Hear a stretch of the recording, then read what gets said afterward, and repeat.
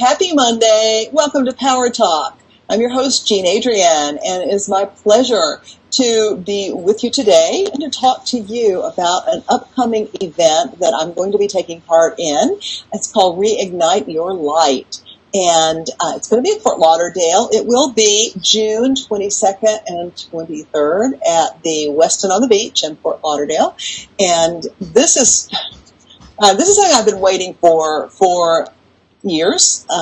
Many years ago, I participated with Robin Rose in the Universal Lightworker Conferences, and I did that for 9 years. She did it for about 20. I didn't find out about it until a little bit down the road. And those are such amazing, fulfilling, uplifting conferences. Robin just knows how to do it. And so when she announced that she was going to be doing a new conference this year called Reignite Your Light, I was like, okay, I'm in. I don't care what it is. I'm in because I know it's going to be amazing. And so one of her keynote speakers is Kellie Kuecha.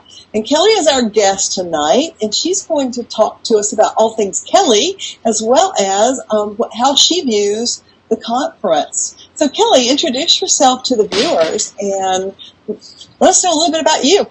Hi, Jean. Thank you so much for having me. My pleasure. So excited that Joelle and Robin Rose asked me to speak at this event because I've known them for quite some time now, and I had basically about a 3-year sabbatical myself, just coming out of this past January. And so for me, it was really important to spread my wings a little bit. And Joelle has kind of watched my transition. I was very active in the branding and business coaching world for a long time, doing my own conferences, so I can greatly appreciate the amount of work and effort that goes into putting on a big event. And when I went through my own transition, it was because I got sick, and then my daughter got sick, and before I knew it, 3 years had passed, and I had finally, at that point in my life, slowed down a little bit, stopped doing all business, and got used to being a mom and a wife. And I have to be honest, Jean, I didn't even know how to use my washing machine. and I laugh about that now, but I had gotten to a point where it was acceptable for me to be that busy. And I know that I never want to be that busy and unbalanced again. Of course, I didn't realize it when I was in it, but now that I'm out of it, I was out of it for 3 years and now came back in January. I'm now able to integrate a much different being, a much different way of being, and I'm constantly reevaluating the question, who am I now? Mm-hmm. Because once I started in January, I kicked off several different things at the same time. I kicked off a new course called Ignite the Next Chapter. I kicked off a women's mastermind called Spark in the City that I'm taking all over the country, and actually went on tour and had just written a book as well. So it was all so many things all at once after having just taken all that time off. And I got so busy that a lot of the things that brought me peace during that transition had kind of fallen by the wayside. I started doing yoga every day in that 3-year period. I wrote a book. I would get up at 4:30 in the morning to write. And all of those things sort of fell by the wayside once I got busy again. And so I was just remembering the other day that, you know what, I can't sacrifice who I am at the core just because I'm busy again. So it was a moment of truth as I began to reevaluate. And that's kind of where I am now. It's May, and I'm looking forward to the conference. Joelle asked last year, she said, do you want to speak? I think she asked me in May, do you want to speak in June? And I didn't know that she meant June of this year. And I had said to her, I don't think about well.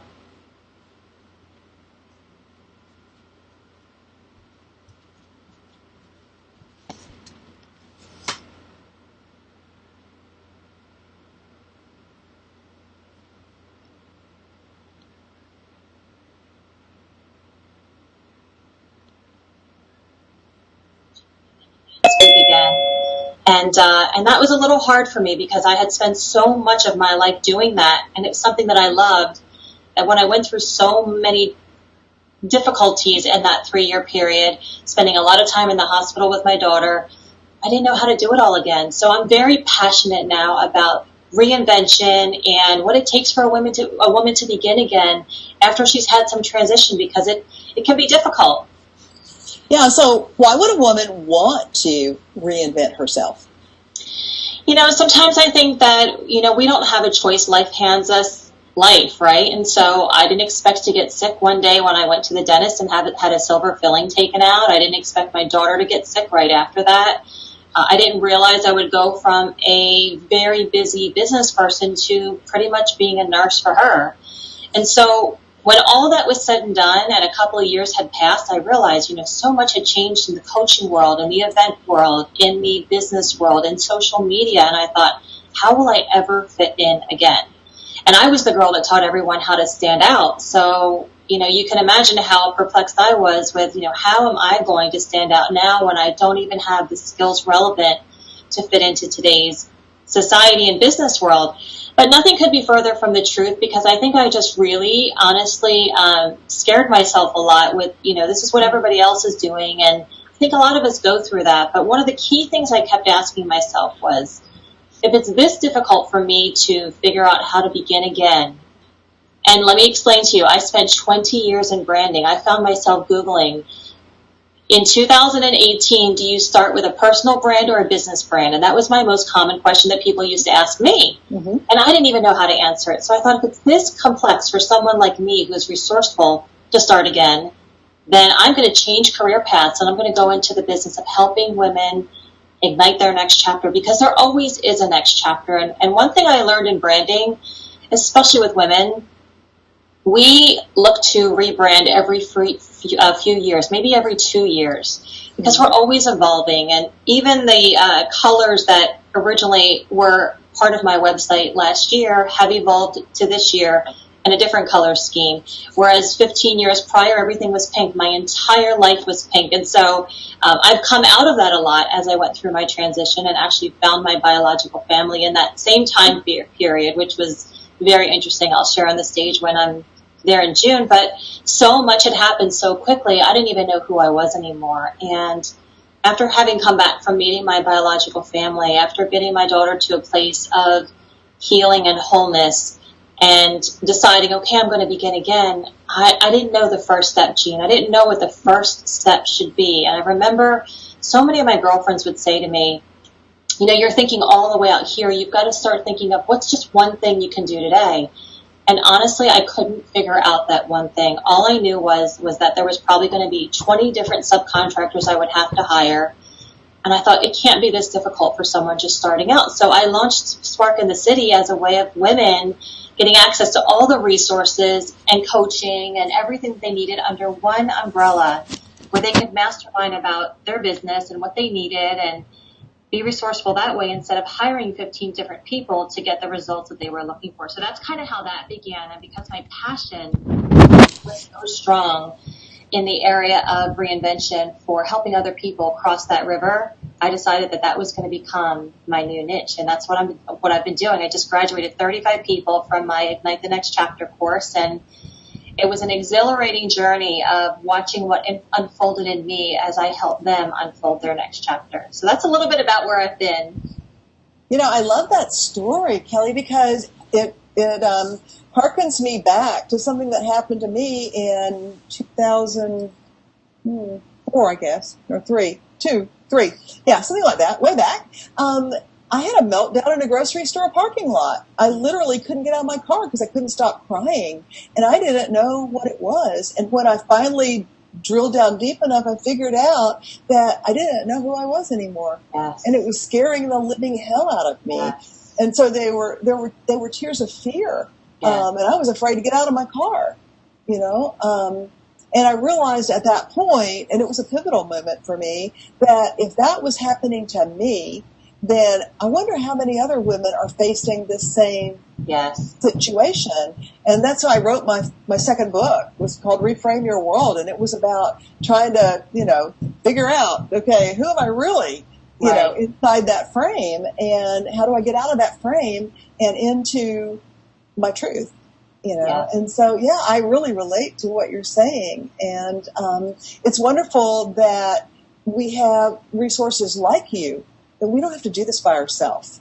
Yeah. And I kept thinking about that as I was going through it myself. Who would I need in my circle to help me overcome this? And because I'm such a visionary, my visionary friends would say, well, why don't you just plan out your 5-year vision? And I couldn't even, this, Jean, because you went through it too. You can't even think of the next step, let alone what do I want to do in 5 years and what I want the next 5 years to look like, my brain wasn't there. I had been with the washing machine and the dishwasher and cooking in my kitchen. And if you scroll through my Instagram, you can see that the last couple of years, there's a lot of food pictures. There's a lot of mom stuff. There's a lot of no makeup pictures because I was all about being yummy and messy. And that's what life is. And so I'm here to say that, women, we need to give ourselves permission to embrace both the yummy and messy, because I was very clear and honest with where I was that entire time. And so many people who loved my work and loved who I was evolving into or was there during the heartache, they hung around. They would send me messages and say, what are you going to do next? And I didn't know, but they were waiting. And I just kept saying, I'm not really sure yet. And I really wasn't. I went to real estate school, got my license. I think that's what everybody does when they first go into transition. Yeah. And I thought, okay, well, I used to invest and maybe I'll just do real estate for the rest of my life. And here I went from a career of helping people stand out to a real estate environment where it's so highly competitive and so very busy. And having been at home for that period of time, I didn't want to be that busy. My kids, I owed it to them to be available to them, not always on my phone all the time. And I knew that that's what my life would pretty much become. So I put that to the back burner and I thought, how am I ever going to speak again? So when I said yes to Joelle, next thing I knew, speaking engagement after speaking engagement came. And I have to tell you, Jean, it's still not as easy as it was when I was doing it actively for so long. But I was asked to speak at another conference called Motherhood Rewritten, and I got on stage and I memorized my speech, which I've never done in my career, but I didn't know what to say. And I memorized my journey about, going from a CEO to a stay-at-home mom, which who really talks about that, right? Yeah, right. And I was tripping up on some of my words, but I knew I did a good job because I spoke from the heart. People could tell once I put my notes down, here I was again. And that was the best that I could do in that moment. But because I was invited to speak at the Reignite Your Light Summit, I knew that I had to work myself into starting again, which was really, really challenging. Like I said, so much had changed. I didn't even realize. And when I first got on Instagram, I truly thought it was just a photo editing software. Oh, honey, I'm not even on it yet. I don't understand it. And so I'm like, okay, no. Here's what I want to say to that. This is so important. I'm 47, and I know that a lot of the people who will be coming to this conference are probably somewhere around our age range or, in the second half of their life. I'm not really sure, but let me just surmise that for a second, because transition becomes all so important when we get to this age. How we handle transition, I should say. Mm-hmm. And so I would spend copious amounts of hours on Instagram thinking, how am I ever going to get 1 million followers? With Yummy Messy Life, I had to begin again with 1 follower. And I'm not used to starting at the bottom. That's a really difficult place for someone like me, as I'm sure that it is for a lot of people. And I thought, I don't care. I love my brand so much. I'm going to start at follower number 1. Today, I'm at 120 followers. And here's the thing. People in our age group don't look on Instagram for ways to do business. The people who excel in that industry have done it. Were there in the beginning before they put the clamps on advertising and before they made you pay to reach people. And they got thousands of followers and their goal is to become an influencer. And I finally had to sit down one day and say, I'm not going to spend 3 hours trying to nail a picture and edit it so that I can get a bunch of likes on Instagram. That's not where my people hang out.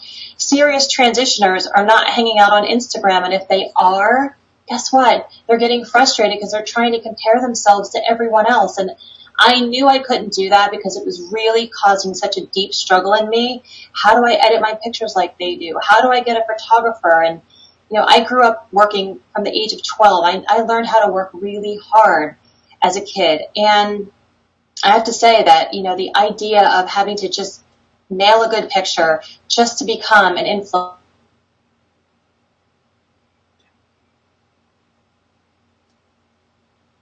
I offered to have a gathering at wanted to share some of the recipes from my new cookbook. 10 women came, actually paid to come. That group sold out. The next group came, and I knew after speaking with those 20 women in circle, with us just all sharing our stories of transition, that we all needed some help and support. So I launched my course in January, and all of those women came and met me in the course. And I knew, I'm going to share a little secret, Jean. I know how things unfold for me. And I decided, you know what? I'm going to put it out there. I'm going to put their names on the list. It's hanging next to my desk. I'm going to put out the name of the course. I don't have a curriculum because curriculums are a part of my evolution. I feed off the energy of the women in my space. And my husband knew when I was at the most depressed state that I was in, he said, Kelly, you just need to get around women. That's when you come alive. You just need to get around women. And so I launched the course one by one. It's what it is. And that's where the energy is. Yes, one by one privately. Next thing I knew, 35 women had shown up. And week number 1, I sat there and I wrote the curriculum and I delivered it that night. Mm-hmm. Week number 2, I wrote the curriculum the day of. I delivered it that night. And this went on for 8 weeks. I have a 175-page curriculum. And Jean, I have to tell you, had I written this in December, it would not be anything close to what it is today because I needed their energy to unfold where I was going and to see how they were evolving. And I have this binder here now that's the most beautiful piece of work ever because I allowed it to just come through me through being in space with them and being the container for them. So that's what I wanted to share. It's okay to not know what it's going to look like. It's okay to have a vision. And it's okay to invite people into that vision and then evolve together. And that's basically what it's become. And now that I have an actual course, I'm looking at how I can duplicate this course and have other people be licensed to facilitate it. And it's exciting, but it's taken me a while to get here. Yeah, exactly. I get that completely. And, when I wrote that book on my meltdown, the first thing I did when I was able to actually function in my car and go into the store and get dinner was I called, when I got back in the car, I called a local metaphysical bookstore and I said, I want to deliver a course about reframing yourself. And when's your first open date in May? This was like February that this meltdown happened. So I made a commitment to myself and to a bookstore that I was going to teach a class there in May.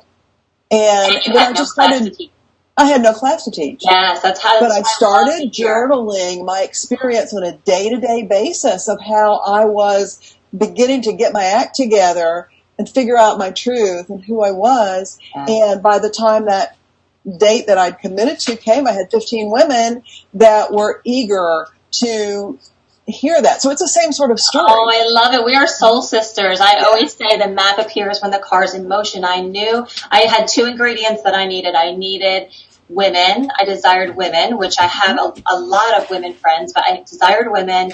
And I knew that if I set the intention that the rest would appear. And it just did. When you're committed in your heart and your soul to something, you know the work is needed, you put that call out there, the right people will show up. And each day, each week, as this course unfolded, the magic unfolded with it. And as long as I was staying in some sort of rhythm, flow would begin to happen, and then momentum would eventually kick in. And that's kind of where I am now. I started with so many things at one time in January that I was just like, wow, I'm really busy now. We stepped back a little bit, stayed home for a little while instead of touring so much, and really feel into this program. But what you described in that parking lot, I think a lot of us go through, and so many women feel shameful about admitting that, they're having a spiritual crisis of meaning or a midlife crisis, or, that's usually the term that I grew up with for men, not so much for women.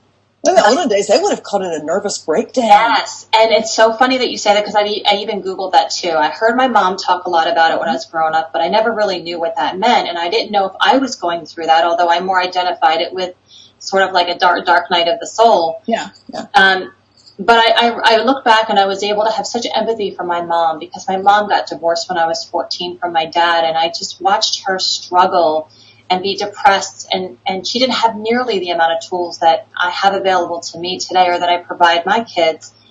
It's difficult sometimes being a woman, and you're seeing so much of your body change, and you have this stark reality that I'm in the second half now. I can't take as much risk as I once took because if I make one wrong move, and I kind of was living there, I'm starting over again. I was debt free before my daughter got sick, and I had all of this enormous debt now from medical bills, and I thought, how am I ever going to begin again? And again, for someone like you and somebody like me who's resourceful, the first thing that comes to our minds are, if we can't figure out something, well, how are they going to figure it out? And then, of course, my guides say, "How's not your job, Jean? Yes. You know, let go and let us help you." Yes. You know, but it's interesting because it's this sisterhood synergy thing that I think is so very important. And I don't know what the demographics are going to be for this conference, but I got a feeling there's going to be a good number of women there. And that's the kind of energy that ends up, making magic happen. Yeah. Yesterday afternoon, a friend of mine invited me to go to the theater, and it's a local community theater here in Tallahassee, Florida, and the play was Sister Act. Oh, how fun. I love that play. Years ago, yeah, that sounds like a good way to spend a Sunday afternoon. So I went, and as it began to close, I began to realize the true message of that movie, which was all about the importance of the sisterhood. Yes. And I sat there and bawled. I came out, there was like mascara down my face, and I'm like, oh, Lord have mercy. But that's really what it's all about. And we are all so connected with each other. And so now I want to kind of like turn to the conference and talk to people about the importance of considering this. So if you're watching or listening later, go check out the website. It's called reigniteyourlightevents.com, REIGNITEYOURLI. Let's make sure I do this. LIGHT events, EVENTS.com. And you'll find out all the information there. You'll see all the amazing speakers. It starts with Kellie. Next week on this show, we're going to be talking to my dear friend Dee Wallace that I don't get to spend enough time with because she's in the West Coast and I'm on the East Coast. But I can't believe the mom from ET is going to be there. I'm so excited. Have you met her yet? I have not, but I'm so excited. One of my close friends said he was so in love with her when he was a kid, so I know he's excited. She is the most down-to-earth, crazy woman that I've ever met in my entire life. And again, another soul sister. You're gonna absolutely adore her. But Dan Millman, The Way of the Peaceful Warrior.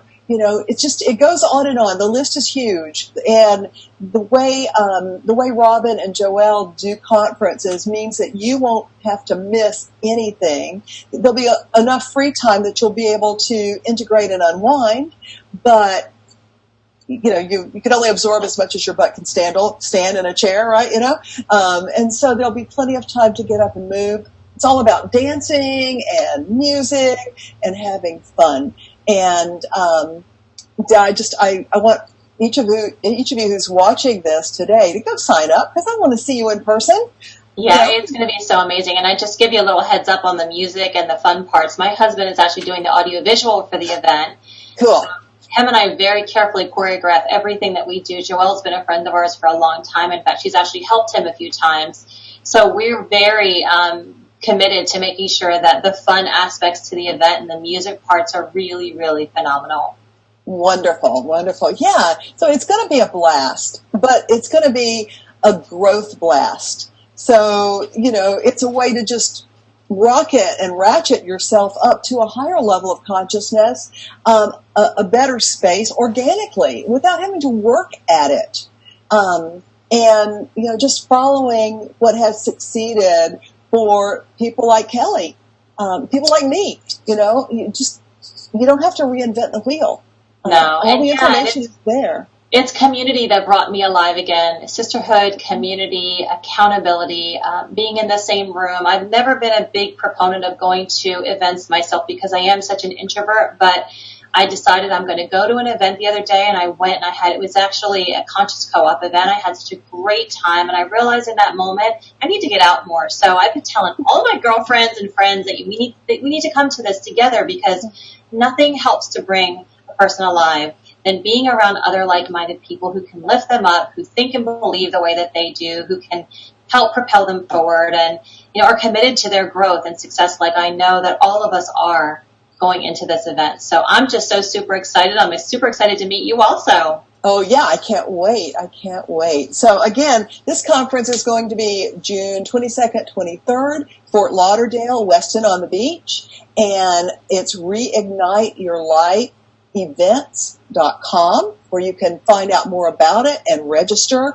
They've got a great price for the hotel. It's like $149 a night. Well, you can't beat that because this is almost a $500 a night hotel. Yeah. So it's way cool. We'll be right there on the beach and having fun in Florida. So thank you so much, Kellie, for coming out today to share a little bit about you and your journey, because I know that that's going to touch the heart of everybody that needs to hear it. And I can't wait to meet you in person. Oh, I can't wait to meet you also. Thank you so much for having me. My pleasure. My pleasure. And so, viewers, next week, my guest is going to be Dee Wallace, and she will be doing spontaneous clearings with her channel. So if you want to get a clearing with Dee for free on air, then you come into our Zoom room and just click in on Facebook Live. If you type your questions and whatever you want to know in the comments on Facebook Live, Rachel will be monitoring them, and she'll present to Dee, and you'll get your information like right there on the spot, and it will be spot on. So until next week, remember, people who take responsibility for their lives create the reality they desire. See you in Fort Lauderdale. Thank you.